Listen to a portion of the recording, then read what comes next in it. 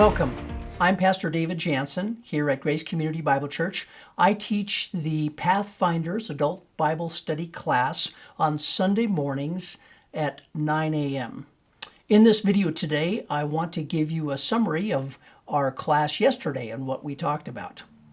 Here at Grace, our mission is encouraging people to think and to pursue a biblical relationship with Jesus. And so in this 5-part series in Pathfinders, we've been looking at that phrase, encouraging people to think. And so this is the second class that we had yesterday of our 5-part series. In order to encourage people to think, we have to get to know them. So we took a look at our toolbox in terms of interacting with people and reviewed the fact that we use a basic tool like a hammer to build bridges, just to build relationships with people. Another important tool symbolized by the channel lock's plier is talking about Jesus. And I think it's important that we include Jesus in our regular conversation. And certainly we can start interacting with other believers, but it should be such a normal part of our conversation that it's included when we talk to whoever, talking about Jesus. The third tool, there's more tools in the box, but the third tool that we talked about was asking questions. And that is an excellent tool, not only for getting to know somebody, but for encouraging them to think. So yesterday in class, we were taking a look at Jesus and his use of questions. As it turns out, there are about 225 recorded questions that Jesus asked in the Gospels, at least according to Roy Zook in his book, Teaching as Jesus Taught. And he categorizes those 225 questions into 15 different kinds of questions. And so in our handout for the class, I included the list of the 15 different kinds of questions that Jesus asked, at least according to Roy Zook. Then what we did is we specifically looked at 7 of those and took a look at the context and the questions that Jesus asked to encourage people to think. And then we were discussing this, what Jesus did and what we might do, and we talked about that. Mary noted that when we interact with people, we just can't dump them with a bunch of information that we think they need to know. First of all, it's fairly self-centered because it's us dumping the information. And second of all, we might be totally wrong in terms of what they need. The comment I added is just from James 1:19, that we are to be quick to hear, slow to speak, slow to anger, and I would suggest be slow to give answers as well. Amanda rightfully observed that when we meet somebody, our goal may simply be just to have some conversation and to learn their name and to remember their name. And that may be what needs to take place first before we get on to even any challenging questions or encouraging them to think. To be other-focused, we do need to ask questions. It's a very good way to go. But just as important as we have to listen. If we ask questions, we have to listen to the answers.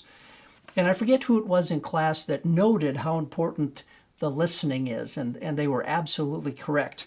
And actually, we'll be talking about listening in one of the 2 classes coming up because of how critically important it is, and also sometimes we're not so good at it. So that's something we work on and need to work on.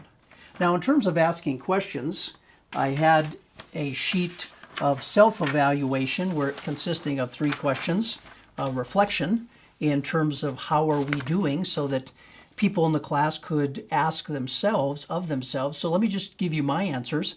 How well do I do in asking questions, ranging from 0, very poorly, to 5, outstanding? Well, I'm probably up in the 3 or 4 range.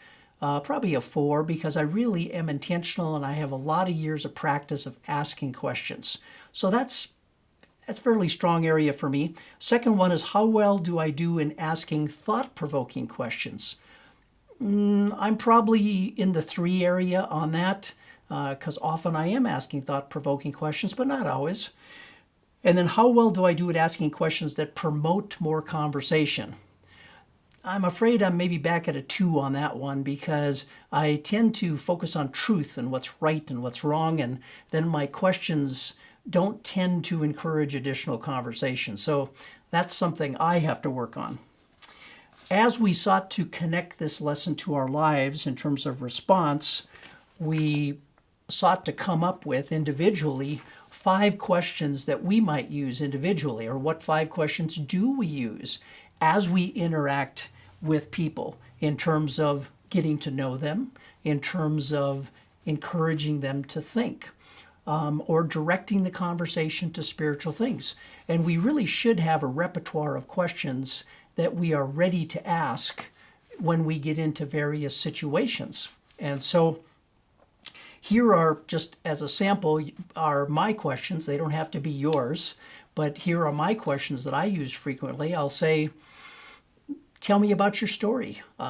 Tell me about your family, and see what they tell me. A second question I use often is, how much interest do you have in spiritual things? And see what they do with that. A third question I use frequently is, are you involved in a church? Now, what's interesting about that question is I've lived in a few different places in the United States, and in other places in the United States, that is not viewed as an appropriate question to ask. But interestingly enough, in Utah, there's nothing inappropriate about it. You can ask that question. It is not a problem. It really is an opportunity, and it'll tell us a lot about a person. If I ask them, are they involved in a church, and they tell me about it, that's very useful in terms of me getting to know them. A fourth question I use is, well, what do you believe about, purpose in life? Do you have a purpose in your life? What do you believe about Jesus, or about the Bible, or about what happens after you die? And then I just see what they say, ask them what their opinion is. And then the fifth question is a follow-up to that, where I say, well, how did you come to that conclusion? How did you come to that conclusion in terms of the previous question, as far as what their opinion and view is? So those are questions that I use in conversation that I find useful, not only to get to know people, but to encourage them to think. Well, if you are not part of the class at this point, I want to invite you to join us. You can go to mygrace.us and scroll down to Connect with Us. You click that, fill in the information, and send it, and it gets sent to me.